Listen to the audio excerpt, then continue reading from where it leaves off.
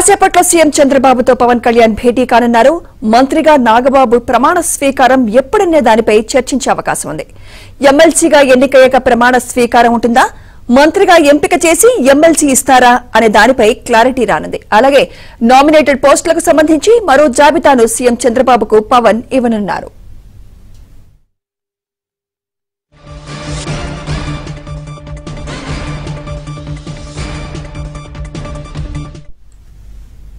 ఇదే అంశంపై latest updates మా ప్రతినిధి సత్య అందిస్తారు. సత్య,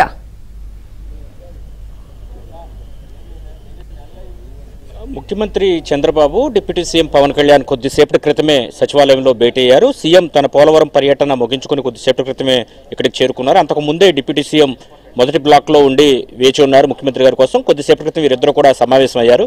ఈ సమావేశంలో ప్రధానంగా ఏదైతే ఆయన పవన్ కళ్యాణ్ సోదరుడు నాగబాబు, కొణిదెల నాగబాబు ఎవరైతే ఉన్నారో ఆయన మంత్రివర్గంలో తీసుకుంటామని ఇప్పటికే కూటమి ప్రకటించింది. దీనిలో భాగంగా ఆయన్ను మంత్రివర్గంలోకి తీసుకుంటే ఎప్పుడు తీసుకుంటారు అనే దాని మీద చర్చ జరిగే అవకాశం ఉంది. అదే సమయంలో ఎమ్మెల్సీ కాకుండానే ఆయన మంత్రివర్గంలోకి వెళ్తే గనక 6 నెలల్లోపు ఎమ్మెల్సీగా గెలుపొందాల్సి ఉంటుంది, ఎమ్మెల్సీగా బాధ్యతలు స్వీకరించాల్సి ఉంటుంది. కాబట్టి ముందుగా ఎమ్మెల్సీ ఇచ్చిన తర్వాత మంత్రి పదవి ఇస్తారా, లేదా ముందుగా మంత్రి పదవి ఇచ్చాక ఎమ్మెల్సీ తర్వాత ఆయనకు నామినేట్ చేస్తారా ఎమ్మెల్సీకి అనేది కూడా వేచి చూడాల్సి ఉంది. మరోవైపు ఆయన దీనికి సంబంధించి దీంతో పాటు 3వ లిస్టు ఏదైతే నామినేటెడ్ పోస్టులకు సంబంధించి 3వ లిస్టు జనసేన నుంచి ఈరోజు సీఎంకు డిప్యూటీ సీఎం ఇస్తున్నట్టుగా తెలుస్తోంది. ఈ జాబితాలో ఇప్పటికే మొదటి 2 లిస్టుల్లో కూడా చాలా కార్పొరేషన్లకు సంబంధించి డైరెక్టర్ల నియామకం జరగలేదు పూర్తి స్థాయిలో. దానికి సంబంధించి కూడా వీరిద్దరి మధ్య సుదీర్ఘంగా చర్చ జరిగే అవకాశం ఉన్నట్టుగా తెలుస్తోంది. దానిలో భాగంగానే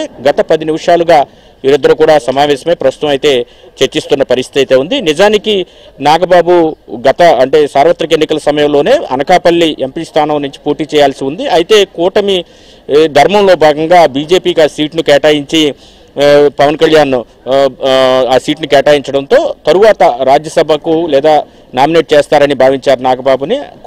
ఇంతకుముందు 3 రాజ్యసభ స్థానాలు ఏవైతే ఖాళీ అయ్యాయో వాటిలో 2 టీడీపీకి, 1 ఆర్ కృష్ణయ్య బీజేపీకి ఇవ్వడం జరిగింది. దాంట్లో తమకు ఆ సీటు కేటాయించాలి, బీజేపీకి ఇచ్చిన సీట్ అని పవన్ కళ్యాణ్ ఢిల్లీ వెళ్లి కూడా మాట్లాడి వచ్చిన పరిస్థితి అయితే ఉంది.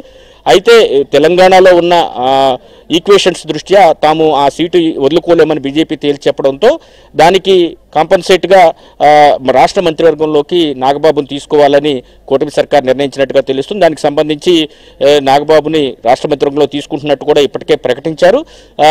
ఏదైతే ఆయన ఎప్పుడు మంత్రివర్గంలోకి తీసుకుంటారు, దాంతోపాటు నామినేటెడ్ పోస్టుల భర్తీకి వేగవంతం చేయాలనే అంశం మీద కూడా పవన్ కళ్యాణ్ అదేవిధంగా సీఎం చంద్రబాబు మధ్య నేడు సమావేశం జరుగుతుంది. మరి కాసేపట్లో ఈ సమావేశం ముగిసిన తర్వాత ఈ నామినేటెడ్ పోస్టులకు సంబంధించి కూడా ఒక క్లారిటీ రానుంది. ఇప్పటికే రాష్ట్ర వ్యాప్తంగా 3 పార్టీల్లో అటు తెలుగుదేశం కావచ్చు, జనసేన కావచ్చు, బీజేపీ పార్టీల్లో నామినేటెడ్ పోస్టుల కోసం ఎదురు చూస్తున్న పరిస్థితి అయితే ఉంది. వారందరూ కూడా ఈ రోజు కనుక ఇచ్చే ఏదైతే లిస్ట్ ఉంటుందో ఆ లిస్ట్ కనుక ఓకే అయితే కనుక 2-3 రోజుల్లోనే, అంటే 1 వారం రోజుల్లోనే దీనికి సంబంధించి నామినేటెడ్ పోస్టులకు సంబంధించి కూడా మరో ప్రకటన వచ్చే అవకాశాలు కూడా ఉన్నాయి. అయితే ఇప్పటికే వేసినటువంటి నామినేటెడ్ చైర్పర్సన్లు అయితే ఉన్నారు, చాలా డైరెక్టర్లను వేయాల్సి ఉంది. దానికి సంబంధించి కూడా ఈరోజు జరిగే సమావేశంలో చర్చించే అవకాశం. దీంతో పాటు తాజా